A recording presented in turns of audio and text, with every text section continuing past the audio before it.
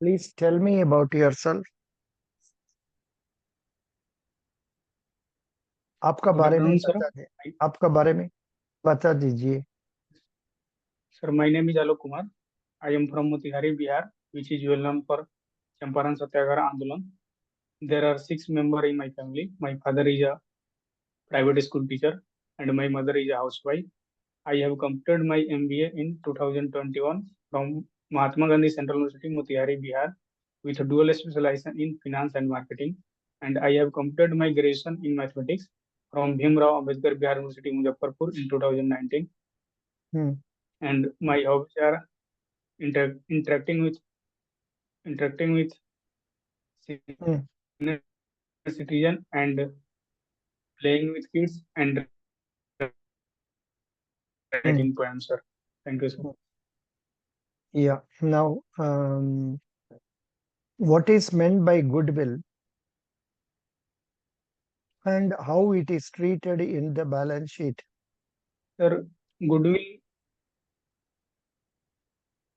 हम्म sir goodwill जो है एक इंटेंजिबल असेट होता है, जो जिसे हम ना देख सकते हैं ना छू सकते हैं। और ये सर जैसे कि सपोज करिए कोई कंपनी है, उसका मार्केट वैल्यू जो है 1,000 करोड़ रुपया है। अगर वो अगर कहीं कि कोई दूसरा अगर उसको खरीदना चाहता है, तो उसके ऊपर जितना वैल्यू उसको मिलेगा, 1,000 करोड़ से ऊपर जो वैल्यू, मान लीजिए कि वो 1,200 करोड़ रुपये में बिक रहा है, तो जो 200 करोड़ रुपया है वो उसका सर गुडविल के चलते मिला है। ये गुडविल जो होता है सर, वो कंपनी के परफॉर्मेंस से और जो कस्टमर जो ब्रांड वैल्यू से ये सबसे क्रिएट होता है। और sir, hello. Tell me. Yes sir. Yeah. Tell me. आपने जी पूरा बोल दिया।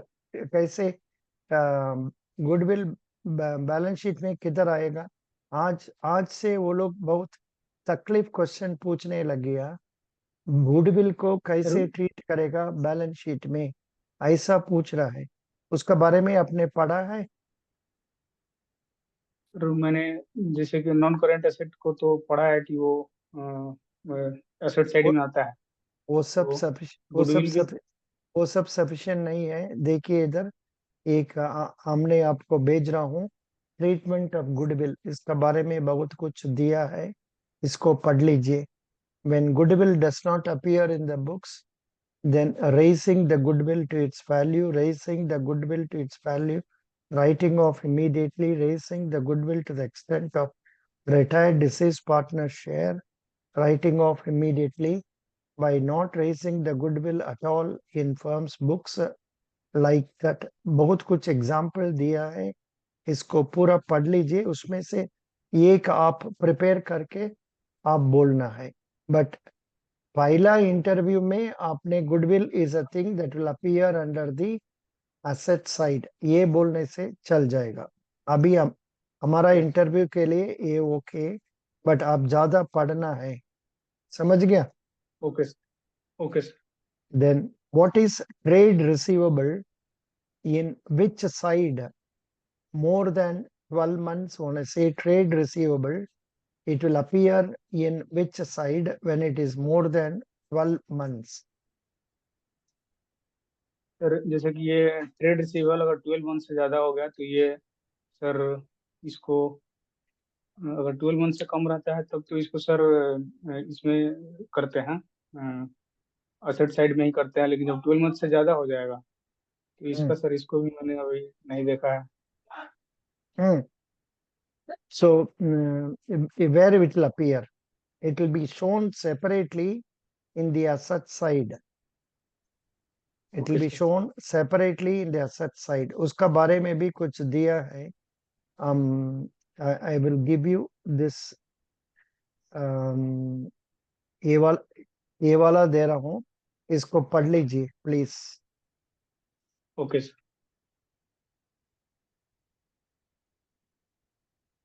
Okay, I have given it in PNB group में दे दी। Okay sir. Good. Contingent liabilities shows in which side of balance sheet? Sir, contingent liability को हम balance sheet के फुटनोट में दिखाते हैं sir. Good. Mudra Yojana and change in the limit in the budget? Sir मुद्रा योजना actually ये sir नए स्टार्टअप को मतलब लोन प्रोवाइड कराने के लिए लाया गया था, जो विदाउट कोलेटरल होता है, कोलेटरल फ्री होता है। और इसका तीन कैटेगरी बनाया गया था: शिशु, किशोर और तरुण। शिशु कैटेगरी 50,000 रुपये तक का था। किशोर कैटेगरी 50,000 से 5 लाख रुपए तक का था। और तरुण कैटेगरी जो 5 लाख से 10 लाख रुपए तक का था। तो इसमें क्या किया गया है सर, कि जो तरुण कैटेगरी में जो लोन लिए हैं, उनका लिमिट बढ़ा के 10 लाख से 20 लाख रुपया कर दिया गया है, अगर वो उस लोन को ऑलरेडी पेमेंट कर चुके हैं उनके लिए। Super. What is your father doing? My father is a sir private school teacher. Good. Mother? Is a house wife sir. How to find working capital limits for the customer? How will you arrive at the working capital limit for the customer? Sir working capital limit जो है sir, ये हम decide करते हैं। अगर कोई loan के लिए अगर आ रहा है तो उसका मतलब बैलेंस शीट देखेंगे, उसका इनकम स्टेटमेंट देख सकते हैं, और उसका अ, जैसे कि आईटीआर फाइलिंग है, जीएसटी फाइलिंग है, ये सब देख सकते हैं। उसके अलावा सर जैसे कि अब अगर हम उसका मेथड जो है, तीन मेथड है वर्किंग कैपिटल लिमिट ये करने का, पता करने का। जैसे कि टर्नओवर मेथड है, वो उसके थ्रू देख सकते हैं। एमपीबीएफ मेथड है, कैश बजट मेथड है, उसके थ्रू सर हम ये कर सकते हैं। Can you explain MPBF method? Sir MPBF method जो है वो पीएल टंडन कमेटी के अनुशंसा पर आया था, जो उस समय पीएनबी के एमडी और चेयरमैन थे। तो इसमें सर ये मेथड, इसमें तीन कैटेगरी था। फर्स्ट मेथड जो था वो था कि जो वर्किंग कैपिटल गैप का 75% जो होगा वो बैंक प्रोवाइड करती है, और 25% जो है बोरोवर को अपने लॉन्ग टर्म फंड से अरेंज करना होता है। और ये जो वर्किंग कैपिटल गैप जो होता है, ये current asset minus current liability other than bank balance से निकलता है सर। और जो सर Hmm, इसका सेकेंड मेथड जो है सर, hmm, ये सर जब टोटल जो हम वर्किंग कैपिटल गैप निकालते हैं, उसका उसका 75% बैंक प्रोवाइड करती है, और 25% बोरोवर को अपने करंट असेट से, टोटल करंट असेट से लाना होता है सर। और इसमें जो सर इसका रेशियो होता है 1.33:1 होता है सर।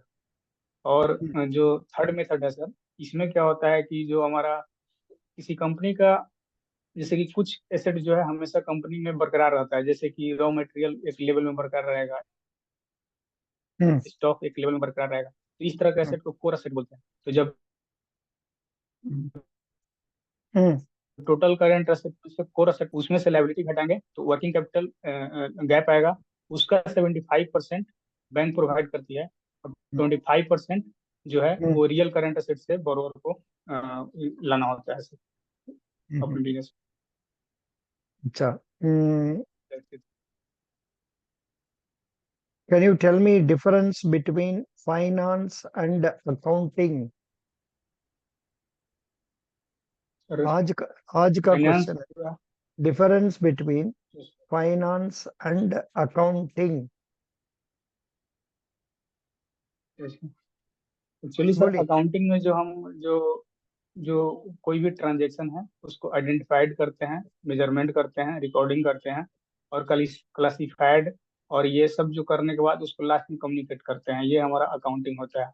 और फाइनेंस जो होता है सर, ये एक ब्रॉडर टर्म है, जो जिसमें जैसे कि हम ये फाइनेंस ये बताता है कि अगर कोई कंपनी है तो उसमें उसका जो पैसा का जो इन्वॉल्वमेंट है वो अरेंज कहाँ से हो रहा है, उसका मतलब प्रॉपर प्लानिंग, कंट्रोलिंग, ऑर्गेनाइजिंग, ये सब करता है सर, फाइनेंस Hmm, बताता है sir. hmm. Good. Then, in credit appraisal, which places a major role in terms of accounting or finance? Sir इसमें सर जो फाइनेंस रोल प्ले करेगा सर क्रेडिट अप्रेजल करने में सर, और अकाउंटिंग का भी उसमें सर हेल्प होता है, एज पर जहाँ तक मुझे जानकारी है सर। आपने दोनों इम्पोर्टेंट बोलने से बेटर है, क्योंकि अकाउंटिंग में गलती कर दिया तो फाइनेंस में डिफरेंस आएगा ना। इसलिए अकाउंटिंग को भी देखना है, वो सही किया नहीं किया, उसको देख के हम यस लोग सर। फाइनेंस भी देखना है। Yes that is sir. My suggestion. Yes sir. What is the reason of high liquidity ratio and your suggestion for that? Sir high liquidity ratio. No no, अभी स्टैंडर्ड ऑफ क्वेश्चंस बढ़ा दिया आज से। Yes sir. ये लोग question का standard बढ़ा दिया, बहुत तकलीफ दे पूछ जी रहे सर। हैं। What is the reason जी of sir. high liquidity ratio and your suggestion for that? Sir high liquidity ratio ये हो जाएगा कि सर जो एक्सेप्टेबल जनरली जो बैंक का होता है 1.33:1 है। अगर इससे ज्यादा है तो ये सर हाई लिक्विडिटी में चला जाएगा। और ये जब किसी भी कंपनी के लिए जो सर लिक्विडिटी रेशियो जो है वो ना तो ज्यादा कम होना चाहिए और ना ज्यादा कम होना चाहिए और ना ही ज्यादा होना चाहिए। जैसे कि लिक्विडिटी रेशियो का फॉर्मूला होता है current asset by current liability. तो अगर हमारा ज्यादा पैसा जो वर्किंग कैपिटल में ही लगा रहेगा, असेट जो लगा रहेगा, इससे क्या होगा कि उस फंड का यूज हम मतलब अपने लॉन्ग टर्म में नहीं कर सकते हैं। जैसे कि कोई भी बिजनेस अपना वर्किंग कैपिटल से जो पैसा जनरेट करती है, तो वो चाहती है कि उस पैसा को मतलब लॉन्ग टर्म में इन्वेस्ट करके वहां से भी प्रॉफिट कमाए। तो अगर सर ज्यादा पैसा अगर हमारा जो वर्किंग कैपिटल में फंसा रहेगा, करंट असेट में फंसा रहेगा, तो ये सर बिजनेस के लिए सही नहीं है। Good. What qualities do you have for this role? Sir जो क्रेडिट ऑफिसर का जो रोल है ये बैंक के लिए बहुत माने क्रुशियल रोल है, क्योंकि कोई भी बैंक अपना बिजनेस करती है तो उसमें लोन प्रोवाइड करके वहां से इंटरेस्ट वहां से वो प्रॉफिट अर्न करती है। तो इसमें क्रेडिट ऑफिसर का रोल एक बहुत बड़ा रोल प्ले करता है। और इसके लिए जो क्वालिटी होना चाहिए, जैसे कि उसका क्रेडिट अप्रेजल करना, उसका जो भी लोन प्रोसेस है उसको रिव्यू करना, और उसका जो सैंक्शनिंग करना, और उसको मॉनिटरिंग करते रहना, ये सब करते रहना। तो ये सब क्वालिटी मेरे में है, इस कारण से सर मैं वो इस रोल के वो लिए फिट बैठता हूँ। वो वो तो वर्क है, आपका रोल है। क्वालिटीज पूछने यस सर। से आपने ये बोल सकते हैं, हम तो क्विक लर्नर हैं, जो कुछ सिखाते हैं यस जल्दी सर। सीख लेंगे। हम तो hard yes sir. Working person है। हम तो जो काम लिया उसको छोड़ेगा नहीं है। हम तो बहुत कुछ यस। प्लान करके काम करेगा, टाइम को प्रॉपरली मैनेज करेगा, हम सब लोग यस से सर। मिल के काम करेगा। ये हमारा अच्छा क्वालिटी है। हम कोई दूसरे आदमी ठीक से नहीं काम करने से तो उनको मोटिवेट करवाएगा। हम भी हर चीज को इम्पोर्टेंट लेके अच्छा मोटिवेशन करवा के मेरा काम करेगा, टिल कंप्लीशन उसको छोड़ेगा नहीं। ये सब हमारा बढ़िया क्वालिटीज है। Okay sir. Thank you, best wishes, you did well. 8.8 out of 10, you will get selected. God bless you. Thank you sir. Sir Bye. एक डाउट है, पूछ सकते हैं? Yeah. सर जो इंटरव्यू में जो जाना है सर, उसमें मैंने दाढ़ी में जाए कि सर क्लीन शेप में जाए? एक्चुअली उसमें फॉर्म में फोटो अपलोड हम किए हैं, उसमें दाढ़ी है सर। Pardon? सर बियर्ड जो है उसमें फॉर्म जो अपलोड किए हैं उसमें बियर्ड में है सर। आपने और ओरिजिनल तो ओरिजिनल इंटरव्यू। ओरिजिनल पिक्चर में बियर्ड है? Yes sir. अभी आप ट्रिम करके जाइएगा, नहीं होने से उसको निकाल के भी जाइए। You can explain it. आप दूसरा फोटो भी हाथ में रख लो, ओके सर। पहले का तो फोटो सर भी जीरो हाथ। पे जाए, क्लीन शेप पे जाए, क्लीन शेविंग पढ़न। पे? Hello. What do you want? Sir clean shaving पे जा सकते हैं इंटरव्यू के लिए? नो, उतना जरूरत नहीं आजकल। They are accepting beard also, थोड़ा ट्रिम करके जाओ बस। ओके ठीक सर, है। Thank you sir. Thank you. Thank you sir. Bye bye.